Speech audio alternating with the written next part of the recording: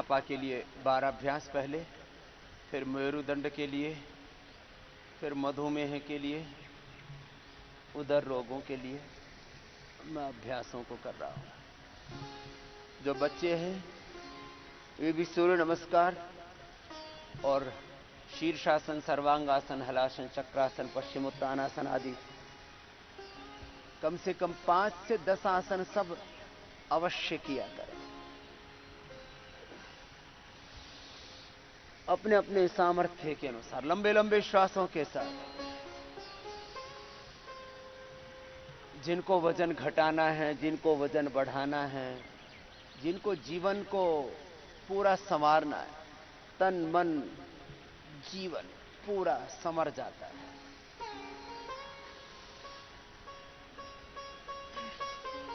अपने अपने सामर्थ्य के अनुसार। जिनकी फ्लेक्सिबिलिटी कम है वे थोड़ा झुके, जिनकी फ्लेक्सिबिलिटी कम है वो इतना ही झुक पाएंगे, जिनकी पूरी है वो पूरा झुक पाएंगे। जितना जिसका सामर्थ्य हो अपने सामर्थ्य के अनुसार अभ्यासों का चयन और लयबद्ध होकर के, योगनिष्ठ होकर के, एकनिष्ठ होकर के, ध्येयनिष्ठ होकर के योगाभ्यास को मैं तो थोड़ा थोड़ा करके बता रहा हूं, पूरी प्रामाणिकता से करें।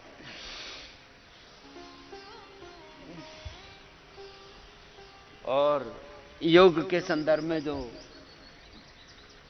बड़ी बातें हैं उनका मैं संकेत कर रहा हूं। जैसे भोग का परिणाम 100% है, जैसे विष का परिणाम 100% है, रोग का परिणाम 100% है कि बहुत ज्यादा बीपी बढ़ गया, बहुत ज्यादा शुगर बढ़ गई, बहुत ज्यादा कोलेस्ट्रॉल बढ़ गया तो ब्रेन हेमरेज होगा, पैरालिसिस होगा, हार्ट अटैक होगा, किडनी फेल होगी और आदमी बच ना सकेगा। ये सुनिश्चित है। जैसे रोग का परिणाम सुनिश्चित है, ऐसे ही योग का परिणाम भी सुनिश्चित है। जैसे विष का परिणाम सुनिश्चित है, ऐसे योग के अमृत का परिणाम भी सुनिश्चित है। कई बार व्यक्ति अजागरूकता, अज्ञान वश ऐसा मान लेता है योग से क्या होगा। ऐसे नहीं। जीवन के किसी भी तत्व के संदर्भ में हमें अविवेकी नहीं रहना चाहिए। लंबे लंबे श्वासों के साथ अपने अपने अभ्यास करते हुए मैं एक बात बता रहा हूं। योगासनों का, प्राणायाम का, ध्यान का परिणाम 100% मिलता है। और मैंने मोटापा से लेकर के, मधुमेह से लेकर के, मेरुदंड से लेकर के, अर्थराइटिस, रोमेटॉइड अर्थराइटिस से लेकर के, high cholesterol, high BP, low BP, infertility, piles fissure fistula, शरीर में कहीं पर भी कोई गांठ है, यूट्रस के फाइब्रस, ओवरी के cyst, polycystic ovaries, breast cancer, brain tumour, चाहे किसी को मैलिग्नेंट ट्यूमर थी, बेनाइन थी, या ऐसी लाइपोमा आदि सामान्य रूप से फैट सेल्स डिपॉजिट हो गए और शरीर में ग्रंथि हो गई। तन की गांठ भी घुलना कोई साधारण काम नहीं है, बॉडी की गलत टेंडेंसी हो जाती है। और जिनके शरीर में एक बार कहीं पर भी गांठ हो जाती है, बार बार फिर वो गांठ पड़ती है। बहुत बड़ा ये चक्रव्यूह है। एक बार शरीर को, इंद्रियों को, मन को गलत आदत पड़ी, एक बार गलत अभ्यासों में अपने आप को डाला या ढाला, तो बार बार उधर ही ये तन, ये मन, ये इंद्रियां जाती है। इसी को अभ्यास कहते हैं, इसी को स्वभाव कहते हैं, इसी को प्रकृति कहते हैं, इसी को आदत कहते हैं, इसी को नेचर कहते हैं। हमारी प्रकृति ऐसी बन जाती है फिर एक बार दारू पी, बार बार फिर उसकी डिमांड करती है बॉडी। एक बार गुटखा खाया, एक बार तंबाकू खाई, तो उसके रासायनिक कारण भी है कि उसमें फिर निकोटीन अंदर से डिमांड करता है, अल्कोहल अंदर से। वो ऐसी पूरी बॉडी की फ्रीक्वेंसी हो जाती है। जो हम खाते हैं, जो हम सोचते हैं, जो हम विचार करते हैं, जो हम देखते हैं, जैसे हम जीते हैं बार बार, वैसे ही हमारा शरीर हो जाता है। मैं तो सारे अभ्यास कर रहा हूं, इसलिए पहले मोटापा के लिए, फिर मेरुदंड के लिए, मधुमेह के लिए, अलग अलग रोगों के लिए मुझे करने हैं। सबके लिए जो योग है वो मैं कर रहा हूं। और आपसे ये कह रहा हूं कि जिसको नहीं करना उसको एक बार भी मत कीजिए। आप नहीं चाहते कि आपका बीपी बढ़े, आपका कोलेस्ट्रॉल बढ़े, आपका शुगर बढ़े, आपका वेट बढ़े। आप नहीं चाहते कि आपके शरीर में दर्द बढ़े। कौन चाहता है कि उसके शरीर में कोई भी मर्ज बढ़े? लेकिन एक बार बाण पड़ गई, अब गांव की भाषा में बोल रहा हूं, ये बाण को बाण पड़ गई, एक बार आदत पड़ गई। एक बार जिसको उल्टा बोलने की आदत पड़ गई, माँ बाप के सामने, गुरु के सामने, पति पत्नी को एक दूसरे के सामने, बच्चों को माँ बाप के सामने और माँ बाप को बच्चों को उल्टा बोलने की आदत पड़ गई, डांटने पीटने की आदत पड़ गई। तो मैंने, एक माँ जो अपने बच्चों से बहुत प्यार करती थी, जब तक एक दो बार थप्पड़ ना मार ले तब तक उसको चैन नहीं मिलता। मैंने उसको पूछा, नाम तो नहीं बोलूंगा, बोले, मैंने कहा कि तुम करती क्यों ऐसा? बोले मेरी आदत पड़ गई, जब तक दो चार बार हाथ साफ नहीं कर लेती तब तक तसल्ली नहीं होती। बताओ, ये आदत बड़ी खराब है। एक बार जिसको चाय पीने की आदत पड़ गई, बिना चाय पिए बोलते आंखें नहीं खुलती, टॉयलेट ही नहीं होता, तसल्ली नहीं होती।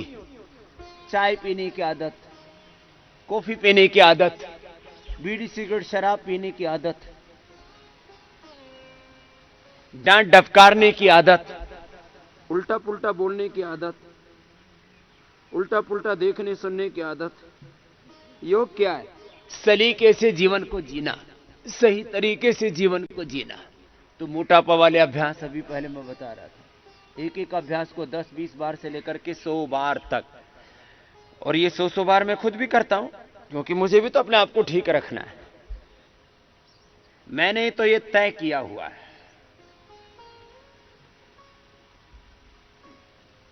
कि एक बार भी गलत चीजों की आदत नहीं डालना है। गलत खाना, गलत पीना, गलत देखना क्यों करना?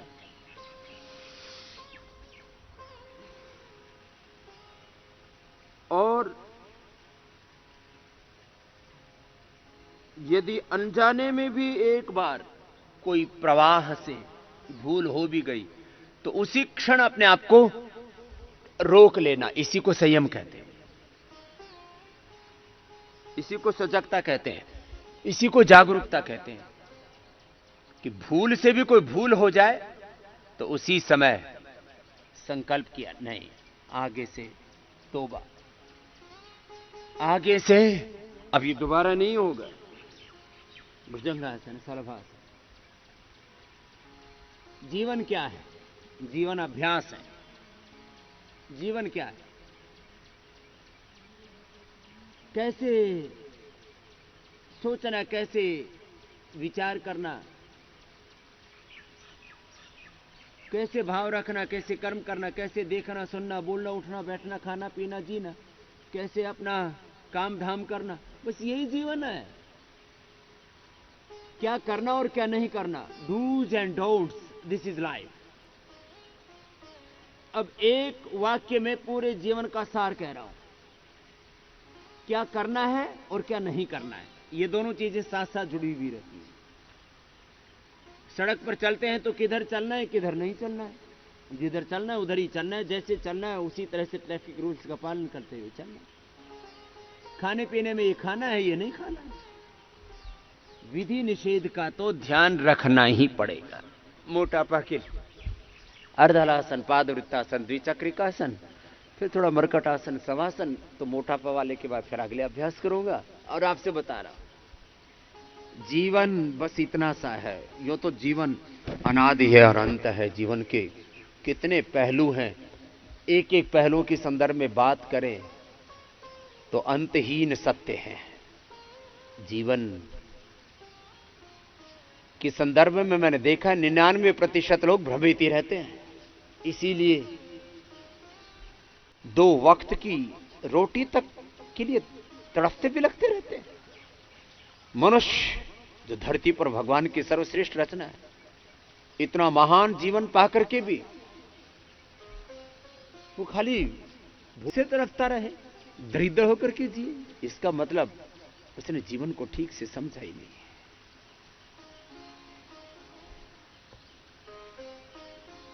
जीवन के संदर्भ में अभी व्यक्ति को और जागरूक करना पड़ेगा। जीने की आजादी, सांस लेने की आजादी, खाने का अधिकार, हां, शुद्ध खाने का अधिकार। अधिकारों की लड़ाइयां इतनी लड़ी जा रही हैं, चारों तरफ नारे गूंज रहे हैं राइट्स के लिए। दिस इज अवर राइट्स, उसके लिए फाइट चल रही है। हमको ये फ्रीडम चाहिए, ये आजादी चाहिए, ये अधिकार चाहिए, ये हमें न्याय चाहिए। We want rights, we want justice, we want freedom. अब ये बताओ, ये सब चल रहा है।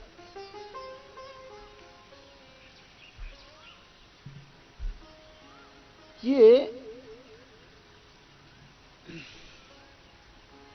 जीने का सही तरीका, यही योग है। सुबह उठ करके ध्यान करें ओंकार का, गायत्री का, फिर आसन प्राणायाम करें, व्यायाम करें, तन मन जीवन को संवारें, अष्टांग योग का पालन करें, सुबह सुबह योग करें, फिर कर्म योग करें। विद्यार्थी हैं तो एक्सट्रीम लेवल पर जाकर के पढ़ाई करें, पढ़ाने वाले भी ऐसे ही पढ़ाएं।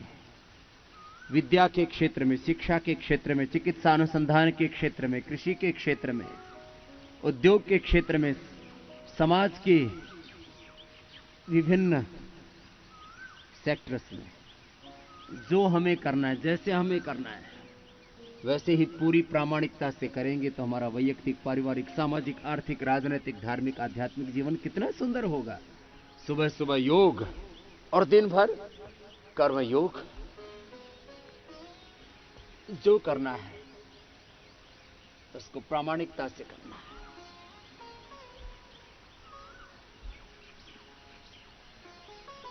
तो ये एक एक अभ्यास 100 बार करने के लिए मैंने बोला हुआ है, मोटापा के लिए, रिलैक्स होने के लिए। फिर अंत में ये मरकटासन,